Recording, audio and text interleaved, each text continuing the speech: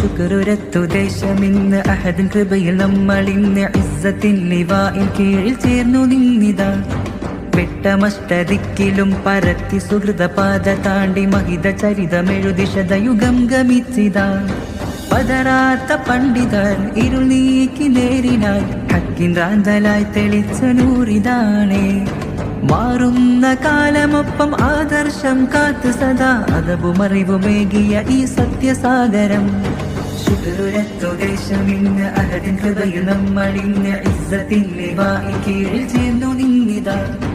വെട്ടമഷ്ടദിക്കിലും പരത്തി സുഹൃത പാത താണ്ടി മഹിത ചരിതമെഴുതി ശതയുഗം ഗമിച്ചിതാ.